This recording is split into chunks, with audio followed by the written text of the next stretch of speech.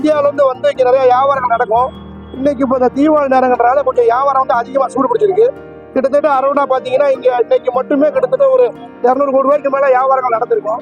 ஜவுளிக்கு புகழ்பெற்ற ஈரோட்டில் வாரந்தோறும் திங்கட்கிழமை மாலை தொடங்கி செவ்வாய்க்கிழமை காலை வரை நடைபெறும் ஜவுளி சந்தைகள் 4000த்திற்கும் மேற்பட்ட ஜவுளி கடைகள் கூடுவது வழக்கம். இந்த ஜவுளி சந்தையில் ஜவுளிகளை வாங்க பல்வேறு ஊர்களை சேர்ந்த வியாபாரிகள் மற்றும் பொதுமக்கள் வருவது உண்டு. இந்நிலையில் தீபாவளிக்கு 2 வாரங்களே உள்ள நிலையில் பல்வேறு வகையான ஜவுளிகளை வாங்க தமிழகம் மட்டுமின்றி கேரளா, கர்நாடகா, ஆந்திரா மாநிலங்களை சேர்ந்த வியாபாரிகள் மற்றும் பொதுமக்கள் வருகையால் ஜவுளி சந்தை களை கட்டியுள்ளது.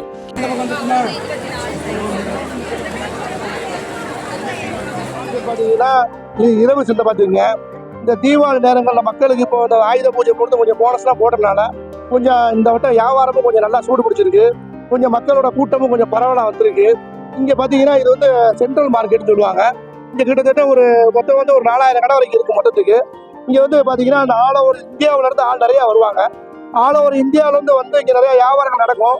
இன்னைக்கு இப்போ இந்த தீபாவளி நேரங்கிறனால கொஞ்சம் வியாபாரம் வந்து அதிகமாக சூடு பிடிச்சிருக்கு. கிட்டத்தட்ட அரௌண்டா பார்த்தீங்கன்னா இங்கே இன்னைக்கு மட்டுமே கிட்டத்தட்ட ஒரு 200 கோடி ரூபாய்க்கு மேலே வியாபாரங்கள் நடந்திருக்கும். வந்து பார்த்தீங்கன்னா இங்கே Tamil Nadu, Pondicherry, Kerala, Andhra, Karnataka all over India வருவாங்க.